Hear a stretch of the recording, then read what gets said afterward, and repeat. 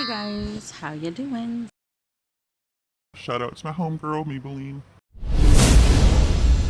All kind of in this weird predicament. We don't know what to do. Okay. If you don't know what I'm talking about, I'm just going to refer to her as the victim since her family doesn't want her mentioned, doesn't want anything, wants us to be quiet already, okay? I don't think it's fair to have one victim's family members be the voice for the unanswered questions, because we still have a lot of unanswered questions and no way in their eyes that their son did this, and the evidence doesn't back it up either. So it's not fair for one side to say, okay, we're done, we're good, please, okay, I understand you don't want your daughter mentioned and your grandchildren, and I won't mention them out of respect for you. And just a side note, everybody that's coming to defend their honor in my videos, I'm just deleting your comments. I don't do well with threats, so don't threaten me with a lawsuit unless you're going to bring it, okay?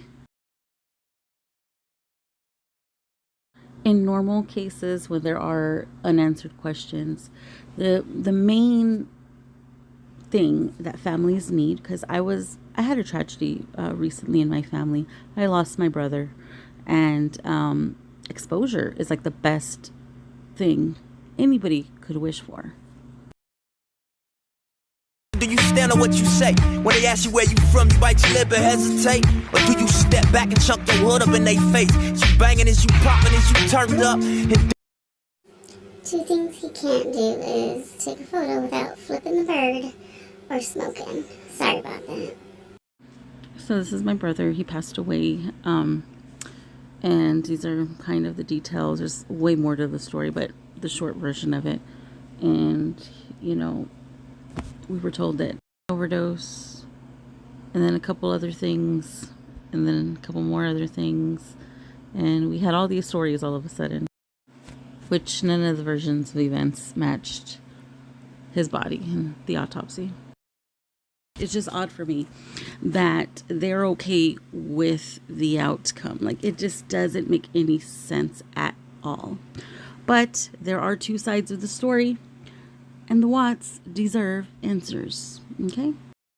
To me, it isn't fair to be done with this area, whatever you want to call it, but, you know, we still don't have answers. And isn't that the whole point of us being in this community is for? We have all different types of people here, which I can appreciate, you know, just like any other community, regular community. We'll have those shit starters.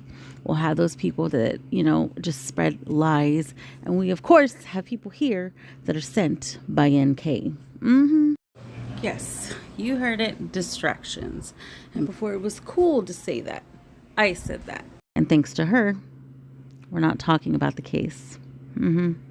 Only person that benefits if we stop digging. She was going to trust Chris, follow the leader Chris, to go all the way to North Carolina and do this all by himself. I don't think so. It was easy for Chris to go along with it while Shanann wasn't there. She was gone for a month during the planning stages, but she was all the way over there. They were going to be in close proximity and sleeping in the same motherfucking bed. She was not. Miss Low Self-Esteem, I do not want to be number two, was not going to let Chris go by himself. For such a young, happening person, single, openly dating, she didn't do diddly squat when he was in North Carolina. All she did was send him nudes. And of course, her staged phone calls, because I know she was in North Carolina too.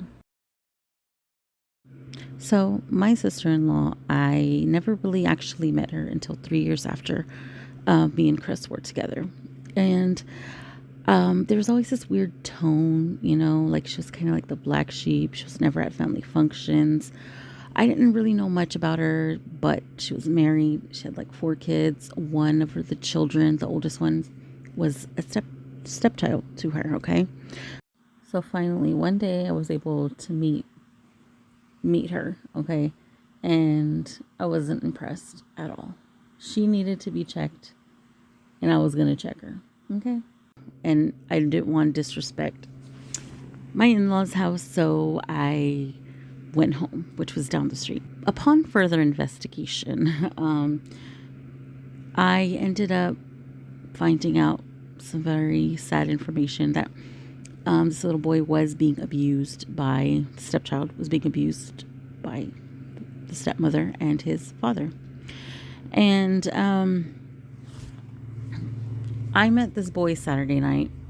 Come Monday, I had all of his information. I had, where he went to school, evidence of the abuse. Later, when I, go to the school, because I just pretty much showed up to the school and said, hey, there's an issue going on. I was technically not even related. I was just a person that was concerned. And I basically just showed up. And when I showed up at the school, they're like, oh, yes, we've been trying to get him to say something, but he won't, he wouldn't tell anybody. So I take the evidence, right? They show it to the kids in another, in a private room. And they admitted what the evidence was, and he just was singing like a jaybird. And I had promised him, when he had confessed to me and told me what happened, I promised him that I was going to get him out of that situation. I saw something and I said something and I did something about it. Okay. He was being hogtied on a nightly basis for no fucking reason. Not like there is a valid reason, but just because the stepmom just didn't like him. And basically the answer when, Chris confronted mommy dearest over there was, he's not blood related. And I'm like, oh, cool. Well, now I know what your bitch ass mom thinks about my kids. So I was asked to go downtown to write a police report, and I did. I went, and I was told other people were gonna go, but turned out it was just me that actually showed up. So there's that. It took 3 years for it to finally go to court. The dad ended up taking all the blame for it and not blaming the stepmom. Yeah, so 3 years. He thought I was gonna forget. So if nobody shows up to court, if nobody shows up, then he gets let go and charges are dropped. He was about to be let go because not one of those bitches fucking had his back. If I had a camera for when that loser saw me walk through those doors, oh my gosh, it was a Kodak freaking moment because he was being a jerk. Before I walked in, he was Billy Badass. He was refusing the plea deal. He was too good for it. He was going to fight it because there's no witnesses there. And then I walked in, and I'm like, how you doing? Like I tell you, a bitch has time and a bitch is petty. Oh my God. I'm sorry. I'll stop. I gotta stop. Okay, I'll stop.